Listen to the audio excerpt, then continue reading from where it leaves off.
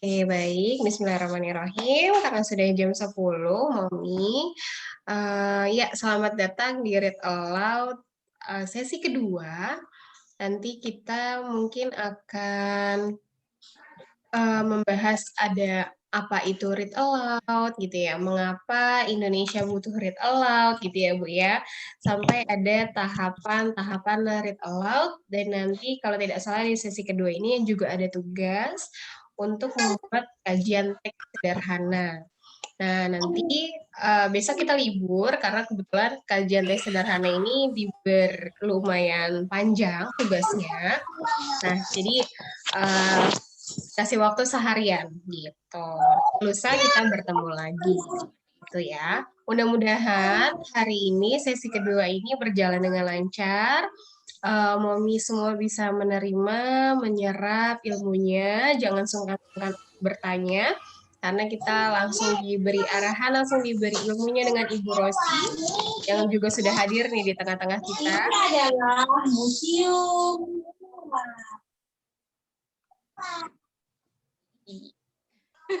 Lagi banyak yang nemenin daring kalau jam segini ya. Iya, kelas ya. Iya, nggak apa-apa. Oke, baik Ibu. Iya. Sudah datang semua ini, kurang lebih 2 orang lagi, nggak Iya. apa-apa. Kalau gitu, kayak Kita persilahkan. mulai aja. Boleh. Oke, terima kasih. Selamat pagi. Assalamualaikum warahmatullahi wabarakatuh. Jumpa lagi. Salam Ibu. Jumpa lagi dengan saya di TOT Read Aloud. Hari ini sesi kedua ya.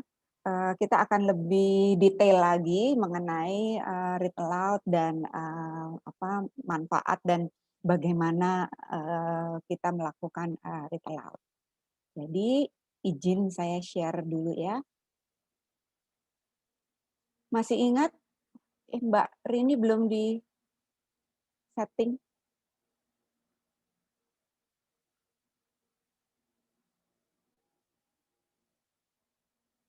Udah. Oke. Masih ingat kemarin kita bahas mengenai bukunya Jim Trelease, diawali dengan pendahuluan, dan di pendahuluan ada, wah saya salah ambil file, sebentar. Oke. Di sesi keduanya, di pendahuluan itu ada, kita berbicara mengenai reading score. Nah, hari ini kita juga akan berbicara mengenai fakta literasi yang ada di Indonesia. Ya, kalau kemarin kan fakta literasi yang ada di Amerika, karena memang bukunya Jim Trelease buku yang ditulis dalam konteks Amerika. Ya, sekarang ketika kita mempertanyakan mengapa membacakan nyaring, pertama kali saya akan menampilkan apa yang fakta-fakta apa yang ada di Indonesia yang sehubungan dengan membaca. Ya. Jadi fakta literasi yang pertama, kalau kemarin masih ingat ada PISA, selalu disebut-sebut PISA. Ya. PISA adalah Program for International Student Assessment.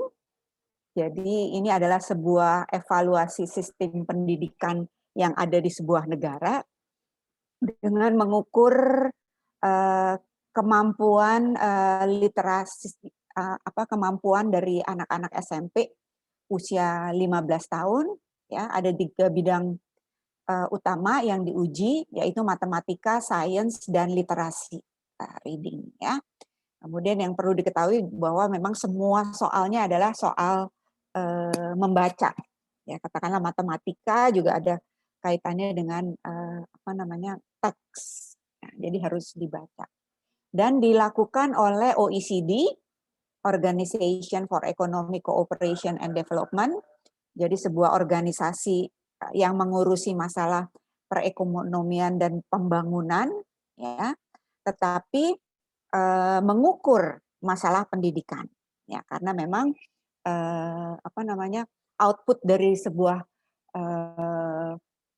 pendidikan harusnya berkorelasi dengan pembangunan sebuah negara, ya.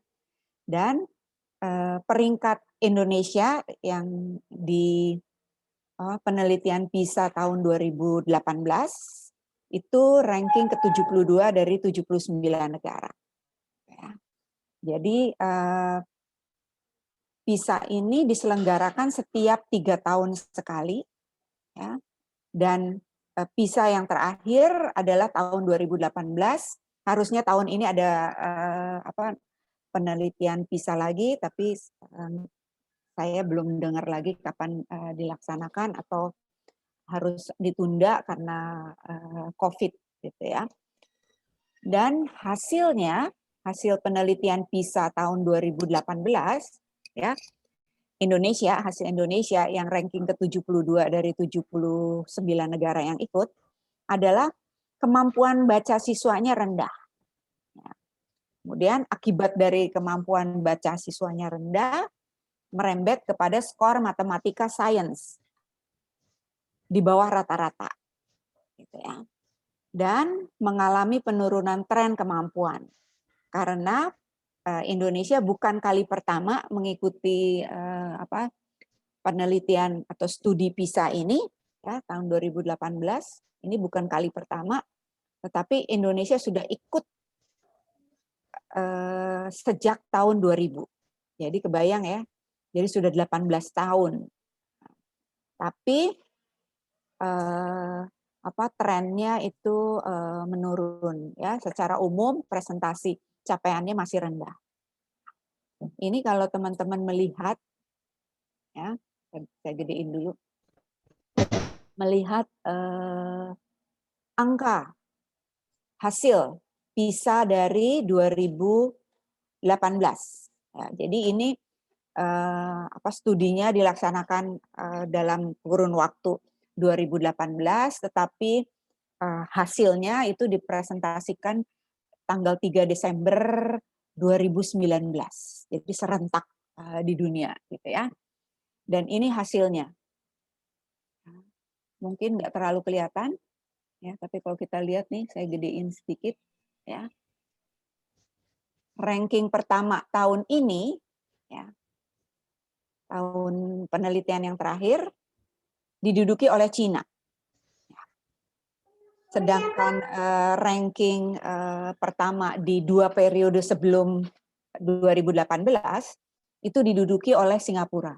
Nah, kalau pada saat 2015 dan 2012 di mana ranking pertama diduduki oleh Singapura, selalu ada alasan untuk Indonesia tidak menduduki ranking yang tinggi, gitu ya, karena ranking-ranking PISA yang tinggi itu selalu diduduki oleh negara-negara yang relatif jauh lebih kecil dari Indonesia.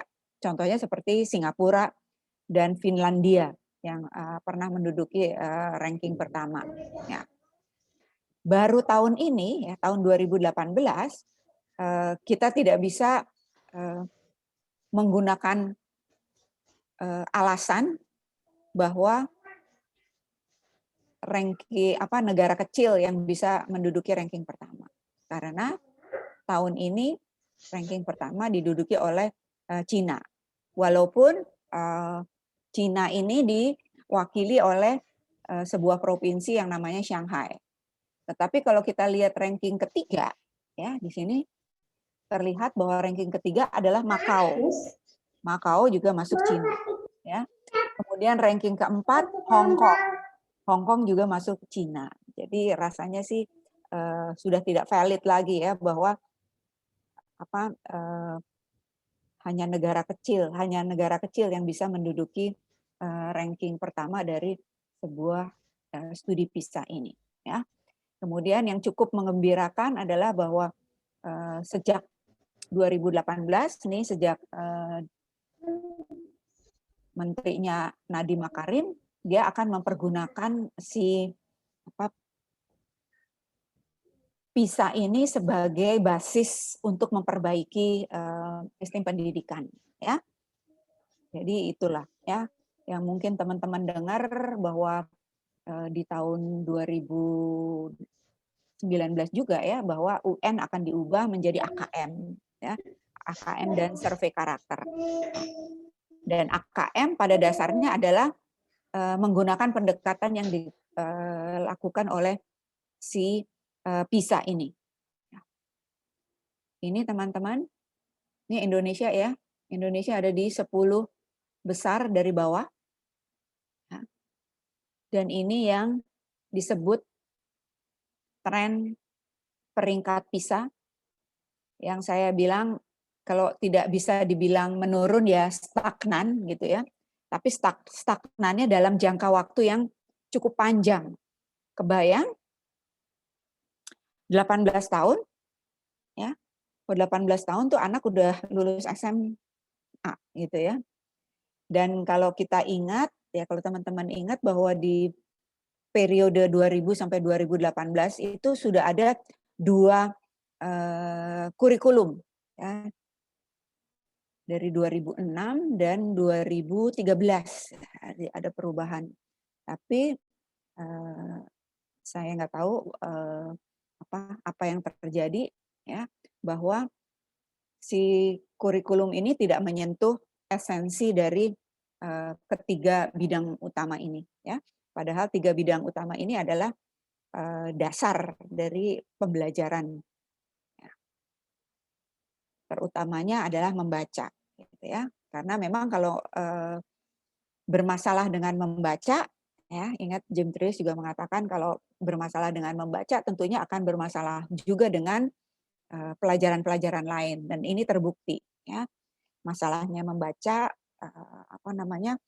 kemudian berdampak kepada matematika dan sains karena pada dasarnya semua pelajaran itu harus menggunakan kemampuan membaca. Nah, ini adalah target PISA 2004 ya. Kalau kita lihat di sini ya rasanya sih sudah bagus ya bahwa membuat target pencapaian angka PISA ya, at least ada goal yang akan dicapai. Cuman yang saya belum tahu adalah strategi apa yang dipergunakan untuk pencapaian ini ya. Karena rasanya kalau tidak ada perubahan ya, tidak ada perubahan signifikan yang terjadi di ruang kelas, pastinya mustahil target ini bisa dicapai. Dan kalau kita ingat ya, kemarin dalam bukunya The Little Loud Handbook ya, anak-anak yang reading score-nya tinggi adalah anak-anak yang frekuensi guru membacakan nyaring di kelas cukup tinggi.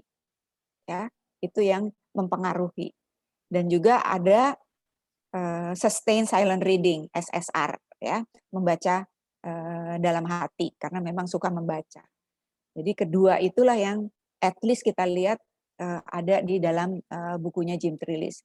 Dan nanti kalau teman-teman iseng baca reportnya OECD juga terlihat ya bahwa ada hubungannya antara kemampuan antara program membaca ya guru membaca nyaring itu berdampak kepada reading score anak ya.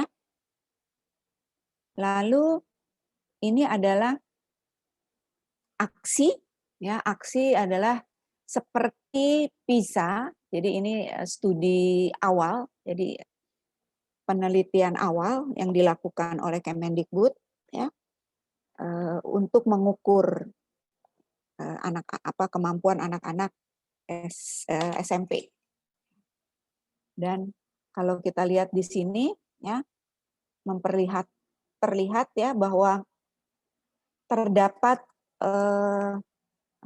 gap ya. Jadi terlihat adanya ketidakrataan pendidikan yang ada di Indonesia. Ya, kalau kita mengambil DKI dan DIY sebagai base ya katakanlah, ya itu terhadap di Pulau Jawa saja ya terhadap DKI dan DIY 5%. Ya. Kemudian Bali antara 9 sampai 12%, Papua antara 10 sampai 14%. Jadi terlihat sekali bahwa sistem pendidikan yang ada di Indonesia ini tidak merata. Ya. Kemudian ada INAP. INAP adalah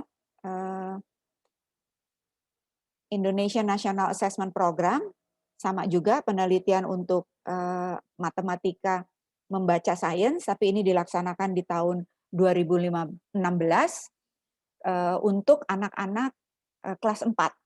Nah, jadi Jim Trelease di dalam bukunya Jim Trelease juga ada bahwa penelitian untuk anak kelas 4 ya di mana ada 4 negara yang tertinggi ya. Nah, Indonesia juga melakukan pendekatan itu. Dan ini chart ini menunjukkan ya, yang merah itu adalah kurang. Jadi baik matematika, membaca dan sains masih kurang. Ya, yang hijau yang baik masih sangat kecil sekali. Jadi inilah potret sistem pendidikan yang ada di Indonesia. Kemudian di 2018 ya ada penelitian indeks ahli baca. Jadi indeks ahli baca adalah indeks aktivitas literasi membaca. Ya. Jadi indeks ini dibuat ya dengan menggunakan data yang sudah ada. Jadi data sekunder. Jadi bukan penelitian baru, tapi penelitian penggunaan data yang sudah ada. Ya, ada 4 dimensi yang diukur, yaitu dimensi kecakapan, ya, kemudian dimensi akses ya, terhadap perpustakaan, kemudian dimensi alternatif, ya, jadi kaitannya dengan penggunaan buku digital, kemudian dimensi budaya. Ya. Jadi ini disebut dengan indeks ahli baca. Ya. Ini adalah hasilnya. Jadi kalau kita berbicara mengenai kecakapan yang diukur dengan buta huruf dan lamanya duduk di bangku sekolah, ya itu ternyata pencapaiannya 76%. Jadi cukup baik, gitu ya. Tetapi kalau dimensi akses terhadap perpustakaan itu ternyata hanya 23%, jadi masih rendah. Dimensi alternatif pun 40%, masih kategorinya rendah. Dan dimensi budaya juga 28%, jadi masih rendah. Jadi kalau dibuat nasional itu indeksnya 37,32%, itu masuk ke kategori rendah. Ya, kalau lihat di by provinsi adalah ini. Ya. Jadi yang sedang itu ada 3 provinsi, yaitu Riau, DIY dan DKI. Ya. Yang lain masih rendah dan bahkan ada 2 provinsi yang sangat rendah, yaitu Lampung dan Papua. Ya, ini adalah potret literasi Indonesia. Ya. Kemudian indeks ahli baca ini ya dengan tadi 4 pendekatan ya ini mengadopsi dari konsep Miller dan McKenna ya yang mengukur bagaimana level literasi sebuah negara, sebuah bangsa. Nah, ini hasilnya. Ya. The world most literate nation. Jadi negara mana sih yang paling literat? Itu ya. Jadi indikatornya juga sama, ya output pendidikan, melek huruf, kemudian akses perpustakaan, dan juga ketersediaan komputer. Nah, ini hasilnya. Peringkat pertama diduduki oleh Finlandia. Tapi peringkat pertama di Asia diduduki oleh Korea Selatan. Indonesia berada di ranking 60 dari 61 negara yang diteliti. Ya. Jadi ini satu lagi potret yang tidak menggembirakan. Lalu penelitian yang tahun lalu ya mengenai reading habit ya selama masa pandemi ya, diukur ternyata Indonesia waktu yang dibutuhkan, waktu yang diluangkan oleh seseorang untuk membaca setiap minggunya ada di angka 6 jam seminggu. Nah, kelihatannya sih nggak jelek ya. Nah, tapi kalau dibandingkan dengan India 10 jam. Ya. Kita 6 jam ya di average lah ya. Malah di Jepang cuma 4 jam. Dan ini terlihat bahwa semenjak pandemi itu dunia membaca 35% lebih banyak. Ya, dan juga India pembaca yang terbanyak ya karena 10 jam. Dan penjualan buku fisik turun karena coronavirus. Kemudian sepertiga dari semua buku fiksi yang ada di pasar ya, pasar massal adalah novel romance. Gitu. Ini penelitian yang terakhir mengenai kebiasaan membaca. Kemudian fakta membaca yang saya mau tampilkan ya, dan mengingatkan teman-teman bahwa kalau kita berbicara mengenai membaca, ternyata membaca adalah pelajaran yang kompleks atau rumit.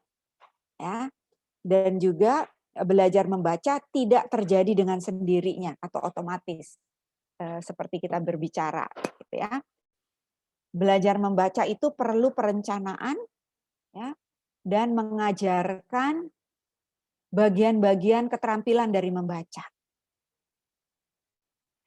Kalau Jim Trelease dalam bukunya sudah mengingatkan kita kaitan membaca dengan fonik, dengan latar belakang pengetahuan, ya, dengan kosakata, ya. Tapi ternyata kalau menurut Save the Children dalam programnya Literasi Boost itu mengatakan bahwa ada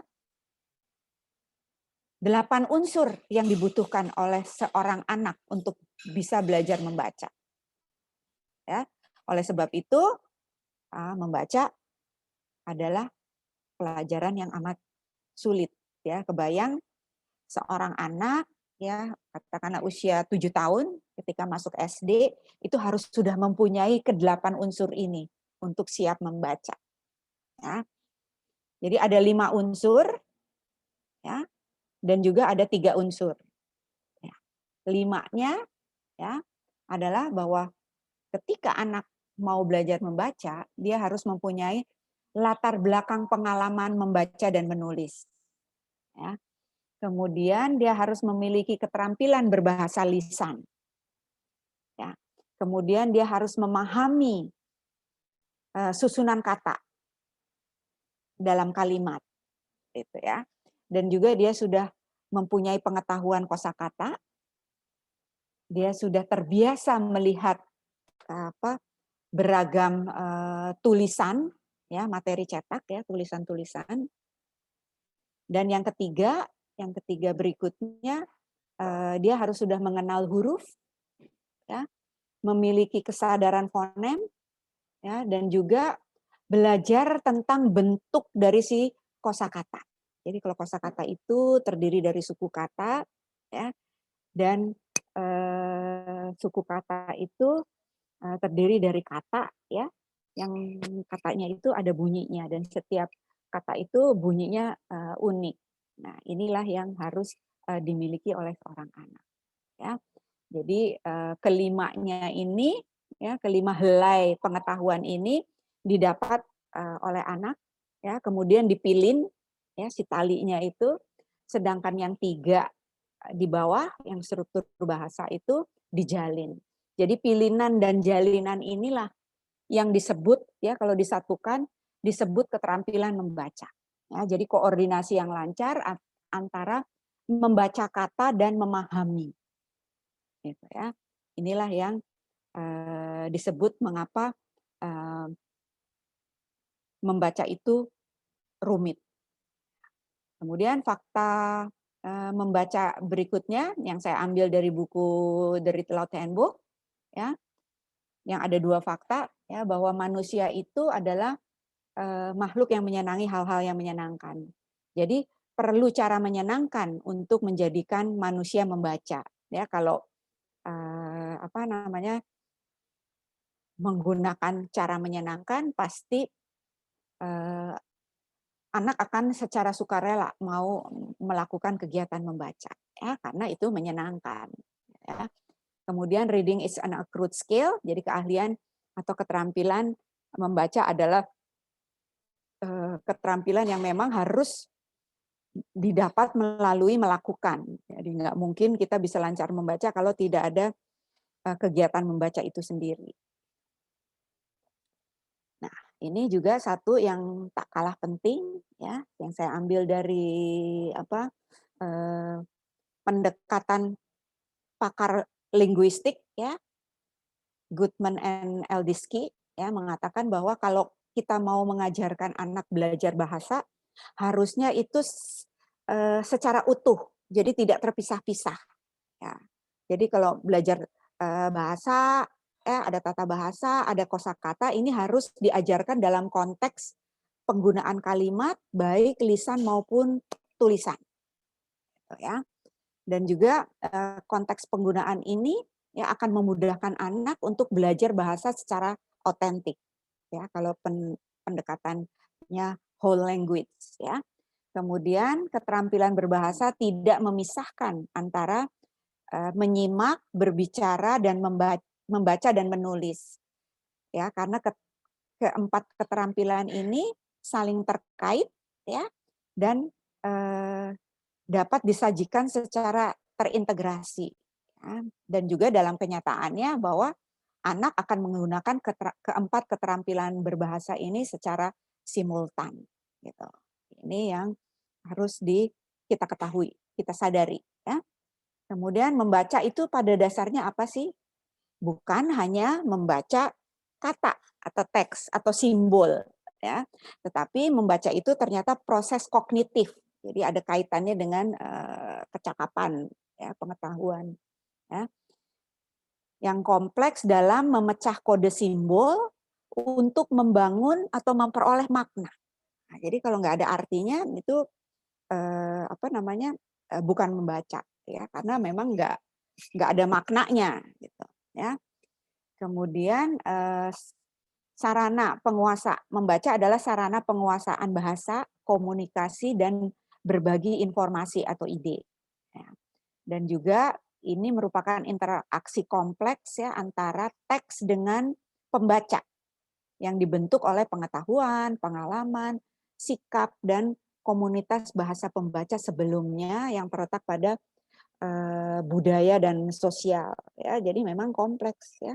Membaca adalah tidak hanya sekedar baca teks, ya. Kemudian proses membaca membutuhkan latihan, pengembangan, dan penyempurnaan yang berkelanjutan. Ya, inilah yang dikatakan dalam bukunya Jim Trelease bahwa membaca itu harus ada di setiap jenjang pendidikan.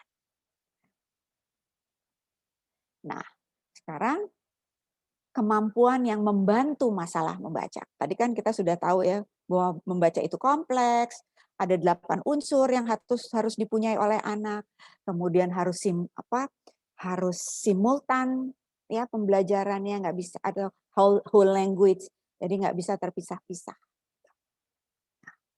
Saya akan memperkenalkan yang namanya membacakan nyaring. Apa itu membacakan nyaring? Apa kaitannya dengan membaca? Kan sudah disampaikan oleh Jim Trelease bahwa membacakan nyaring itu tujuannya bukan membuat anak bisa membaca, tetapi membuat anak untuk mau membaca. Tapi saya hampir yakin kalau kemauan yang kita bangun, ya, kemauan anak untuk membaca, dia akan mencari jalannya sendiri untuk bisa membaca. Ya. Nah, apa itu membacakan nyaring? Saya selalu memperkenalkan, ya, kalau memperkenalkan membacakan nyaring itu menggunakan foto yang dinamakan membacakan nyaring. Ya. Kalau membacakan nyaring itu pasti ada orang dewasa, ya, ada anak yang dibacakan, kemudian ada bukunya. Ya, kalau di kelas seperti yang kanan, ya, ada guru mungkin ya yang bacain buku, kemudian ada bukunya dan ada anak-anaknya. Inilah membacakannya. Nah, hari ini saya akan memberikan contoh bagaimana membacakan nyaring, supaya teman-teman juga bisa membedakan antara mendongeng dan membacakan nyaring. Ya. Nah, saya akan membacakan sebuah buku, ya, sebuah judul buku, tapi tolong teman-teman mengukur, ya, berapa menit saya bacain bukunya. Ya. Kemudian apa yang teman-teman dapatkan saat saya membacakan buku, dan apa yang teman-teman rasakan ketika saya membacakan buku. Ya. Untuk lebih memudahkan dan membuat teman-teman menikmati membacakan nyaring, saya akan share bukunya.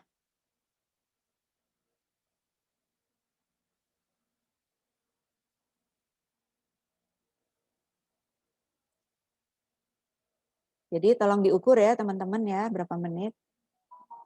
Nah, selamat pagi teman-teman.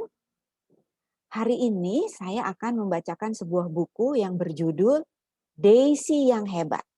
Oh, hebat? Hebat itu seperti apa ya? Dan siapa Daisy? Halo, siapa? Daisy. Apakah ini Daisy? Ya. Daisy kira-kira apa ya? Nanti kita lihat ya. Buku ini ditulis oleh Leona Ingram, Sia Masuku, Nosiswe Herrero, dan diilustrasikan oleh Sia Masuku. Ya. Penasaran? Daisy ini siapa? Coba kita lihat. Kira-kira Daisy ini siapa? Terbang sepertinya dia. Mungkin burung. Coba kita lihat. Alkisah di suatu peternakan kecil dekat sebuah desa kecil. Ada seekor anak ayam bernama Daisy. Oh, ternyata Daisy adalah seekor anak ayam, bukan burung. Tapi memang ada hubungannya ya antara burung dengan ayam karena sama-sama masuk ke dalam famili unggas. Jika aku sudah besar, aku ingin terbang tinggi, tinggi ke angkasa, ujar Daisy. Tapi semua ayam menertawakannya. Lihat. Kamu itu aneh sekali, kata mereka. Kami tak mau bermain denganmu lagi. Biasa ya, anak-anak kalau ada temannya yang berbeda, dia nggak mau berteman. Daisy, kita bisa mengepakkan sayap. Tapi sulit sekali bagi ayam untuk terbang, kata Mama. Daisy tak mau menyerah. Setiap hari ia berlatih sendiri, mengepakkan sayap. Pak, pak, pak. Ia akan mengepakkan sayapnya, tapi ia tak bisa terangkat dari tanah. Sambil berlatih, ia membayangkan dirinya terbang tinggi ke angkasa dan melihat ayam-ayam di bawah. Ia membayangkan dirinya terbang melewati burung gereja dan burung layang-layang. Wow, burung-burung itu akan berkata, ayam itu bisa terbang. Jadi, pak, pak, pak. Setiap hari Daisy akan mengepakkan sayapnya. Ia akan terangkat dari tanah, tapi jatuh lagi. Aku tidak bisa terbang. Daisy merengek kepada mama. Yang lain benar. Daisy, kamu berbeda dengan ayam lain. Mereka tak ingin terbang, tapi kamu mau. Kamu pasti bisa, ujar mama. Keesokan harinya, ya, Daisy memanjat ke atas kandang ayam dan pak, pak, pak, pak. Ia mengepakkan sayapnya. Ia terbang di udara dan mengepakkan sayapnya, dan mengepakkan sayapnya, dan mengepakkan sayapnya, dan bam! Ayam lain terbahak-bahak. Hahaha. Kami sudah bilang, ayam tidak bisa terbang. Namun besoknya Daisy memanjat lebih tinggi lagi, jauh di atap gubuk. Pak, pak, pak. Daisy mengepakkan sayapnya. Ia terbang di udara dan mengepakkan sayapnya, dan mengepakkan sayapnya, dan mengepakkan sayapnya, dan ia masih terbang. Angin mendorong sayapnya semakin kuat. Dan ia terbang lebih tinggi dan tinggi lagi. Burung gereja dan burung layang-layang luar biasa. Ayam terbang. Ayam-ayam lain ingin seperti Daisy. Kata mereka, oh Daisy, kamu luar biasa. Udah.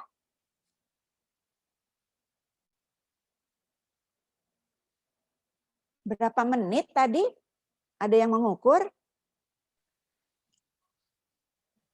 5 menit, Bu. 5 menitan, Bu. Menit. Terus apa yang teman-teman rasakan ketika saya bacain buku tadi? Boleh open mic. Senang. Menyimak, Bu. Udah terasa lama.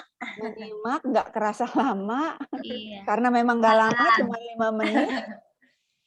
Tapi apa yang teman-teman dapatkan? Selain tadi, senang, penasaran. Anak saya nggak ngeh awalnya jadi ikut dengerin loh Bu, katanya. Ada yang baca cerita. Apa yang teman-teman dapatin dari tadi, dapatkan dari buku yang saya bacain? Motivasi. Detail juga sih, Bu. Motivasi, betul. Terus apa lagi tadi? Detail. Ya. Terus apa lagi? Tadi ada kosakata baru nggak di situ? Ada, Bu, banyak pengulangan. Untuk anak. Iya, mengepakkan. Mengepakkan. Nah, jadi mengepakkan itu adalah kosakata baru dari cerita ini sehingga ada pengulangan sehingga anak tahu kalau mengepakkan itu bukan ngepak barang, Iya. tapi menggerakkan Sayap. sayap. Jadi hanya dalam 5 menit anak senang, anak dapat pengetahuan ya bahwa harus kerja keras, harus berusaha, tapi enggak belajar tetapi tidak belajar karena tadi menyenangkan gitu. Inilah membacakan nyaring, teman-teman. Tuh anak saya minta diceritain lagi, Bu. Itulah biasanya. Kalau kita udah biasa bacain, anaknya minta bacain lagi. Itu teman-teman membacakan nyaring. Sederhana kan? Iya, Bu. Sederhana. Iya, Bu, sederhana tapi menyenangkan. Tapi menarik. Sederhana, menyenangkan, menarik, ya. Kalau sederhana pasti teman-teman di sini bisa lakukan. Ya. Nah tadi sederhana, cuman ambil buku, kemudian menyisihkan waktunya juga cuma 5 menit. Ya, memang harus dilakukan terus-menerus ya untuk membuat anak biasa mendengar ya dan menyimak, listening ya. Kemudian nanti anak akan mau membaca. Ya, tadi kan minta dibacain lagi, baca lagi, baca lagi, baca lagi, akhirnya dia mau baca. Ya. Dan akhirnya bisa membaca. Itulah membacakan nyaring. Ya. Ini yang terjadi ya kalau hubungannya dengan literasi ya. Jadi read aloud itu adalah salah satu cara untuk membangun vocabulary, kosakata ya. Ingat 8 unsur ya, ingat literasi dini semua pasti ada kosakata ya, dan read aloud adalah cara untuk membangun kosakata anak ya. Kosakatanya pertama kali didengar, masuk ke dalam telinganya. Jadi anak belajar listening ya. Keterampilan listening. Kemudian ingat bahwa di James Trulli selalu mengibaratkan bahwa di dalam otak anak ini ada bejana ya. Ada bejana yang isinya kosakata ya. Jadi yang dia dengar masuk ke dalam bejana ya, ini bejana pertama ya. Bejana kosakatanya.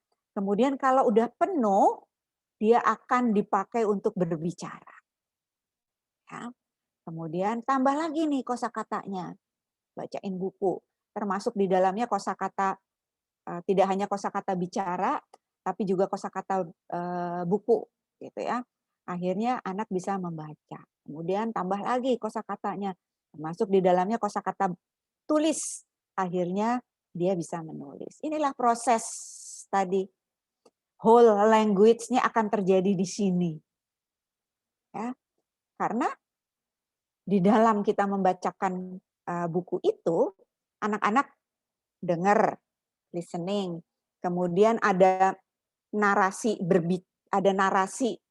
ya, narasi yang bercakap-cakap, membuat anak belajar bagaimana berbicara, bagaimana susunan kalimat kalau berbicara. Kemudian ada kosakata, ada proses membacanya dan ada tulisannya. Jadi inilah yang terjadi ketika kita read aloud. Dan mengapa kosakata itu penting ya?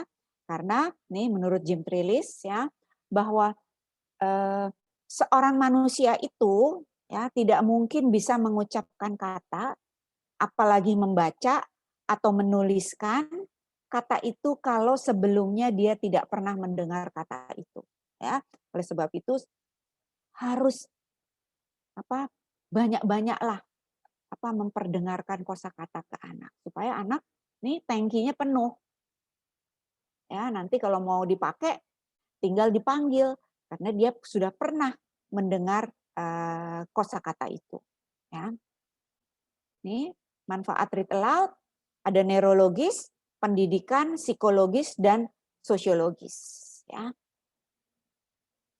Ini manfaat neurologisnya ya, bahwa saat bayi lahir ya, kalau bayinya sehat ya, itu lahir dengan 200 miliar sel otak atau neuron aktif. Ini seperti yang ini. Ini at birth ya, pada saat bayi lahir banyak sekali serabut-serabut otak.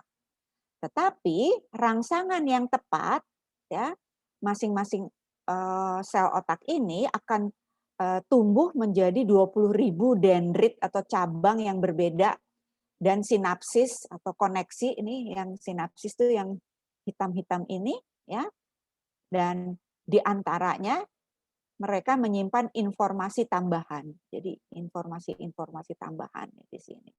Dan perkembangan yang sangat pesat itu terjadi di 6 tahun pertama.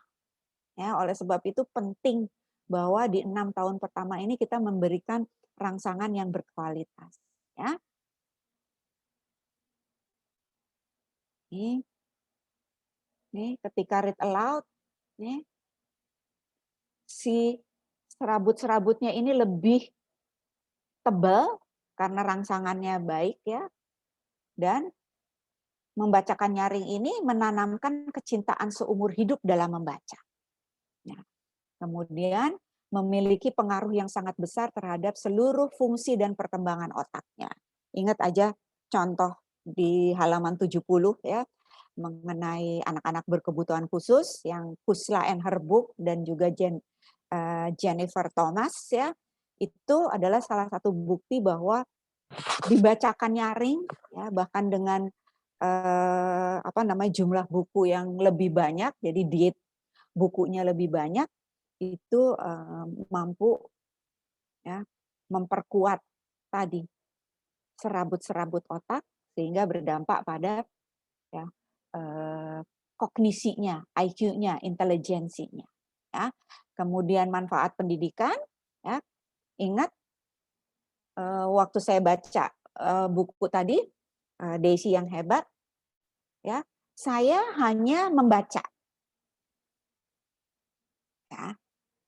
Saya sedang membaca dan saya sedang memberikan contoh bagaimana cara membaca yang baik, benar, lancar, fasih, dan bermakna. Sehingga yang dengar ini bisa paham. Ya. Dan juga tadi dari membacakan nyaring, kegiatan sederhana ini pada dasarnya kita sedang menambah pengetahuan anak. Ya. Hebat itu ternyata luar biasa gitu ya. Mengepakkan, itu ada pengetahuan. Kemudian kerja keras, berusaha ya. Ini pengetahuan yang didapat dari buku yang dibacakan 5 menit itu ya. Dan juga menambah dan memperluas kosakata. Nah, tadi ada banyak kosakata baru buat anak ya. Dan juga mengembangkan keterampilan berbahasa lisan karena di dalamnya ada dialog. Jadi anak bisa belajar. Ini kebetulan dialog antara ibu dan anak gitu kan. Dan juga meningkatkan rentang perhatian, biasanya anak akan lebih fokus ketika kita bacain cerita ya. Dan juga mengenali struktur kalimat karena yang dibaca itu pada dasarnya adalah kalimat. Dan juga membuat anak mencintai buku dan menikmati proses belajar karena tadi sedang belajar tetapi tidak seperti belajar ya, karena menyenangkan dengan irama, dengan intonasi ya, ada sedikit bumbu-bumbu di situ yang membuat anak menikmati kegiatan itu. Nah, psikologisnya tadi yang bilang penasaran, iya ini memicu rasa ingin tahu, membacakan nyaring itu. Dan juga memicu kreativitas. Ya, biasanya anak langsung berpikir, habis ini apa lagi? Habis ini apa? Mengepakkan, naik ke atas gubuk gitu ya. Ini memicu kreativitas ya. Dan juga imajinasi. Dan membuat anak memilih duduk untuk membaca buku. Kalau sering dibacakan buku. Jadi dia tahu nikmatnya dibacakan buku, nikmatnya membaca. Jadi dia mau duduk untuk membaca. Dan ada bonding ya, berulang-ulang. Ada bonding antara anak dengan buku. Ada bonding antara orang yang membacakan buku dengan anaknya. Jadi ini adalah proses read aloud ya. Kemudian anak memiliki keunggulan tersendiri di antara teman-temannya. Itu yang terjadi kalau kita punya anak yang kita bacakan. Yang amat sangat kasat mata adalah kosakata. Ya. Anak yang dibacakan nyaring biasanya kosakatanya lebih banyak, jauh lebih banyak dibandingkan dengan anak yang tidak dibacakan. Ya. Jim Trelease juga menemukan itu. Ya. Kemudian memiliki teknik pemecahan masalah. Ya.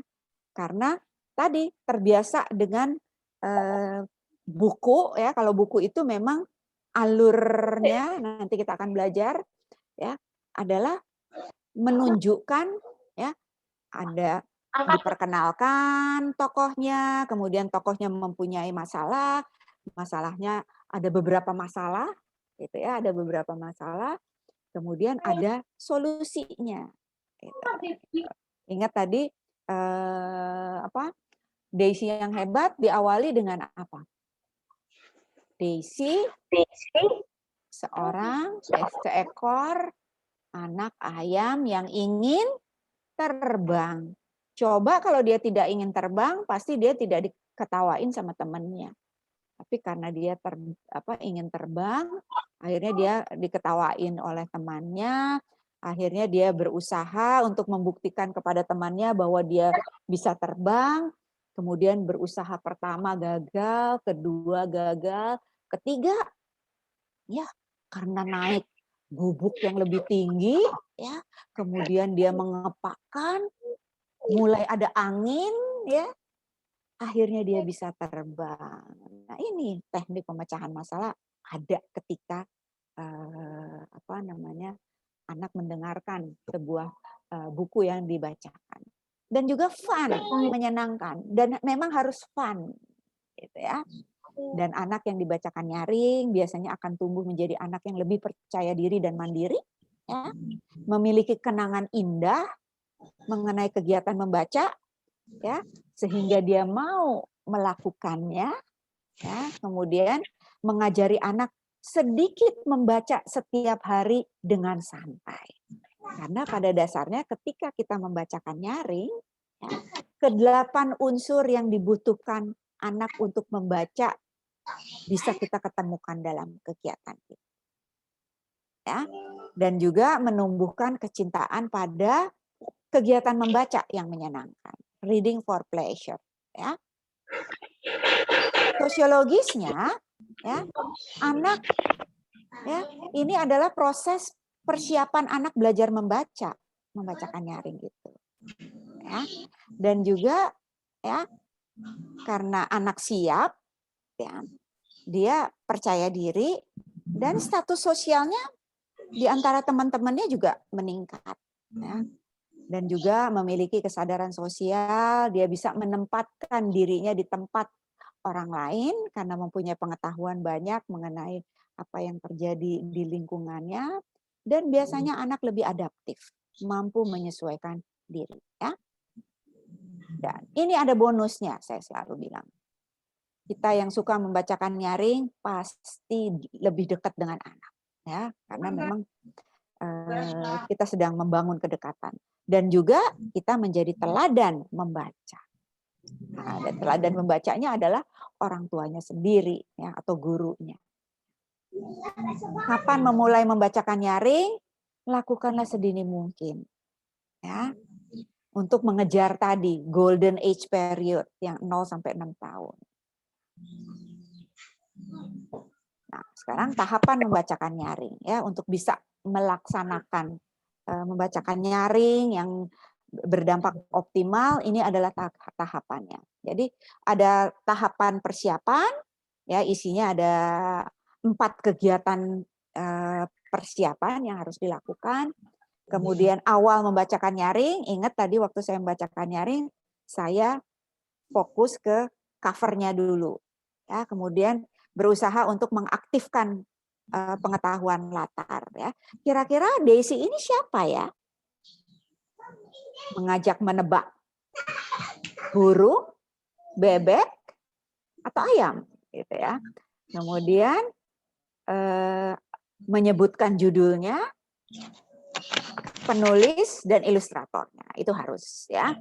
Kemudian saat membacakan nyaring, ingat saya berusaha berinteraksi, ya, dengan menambahkan beberapa kata-kata, ya, ini boleh dilakukan, dan respons. Jadi kita menakar kira-kira respons anak bagaimana, ya.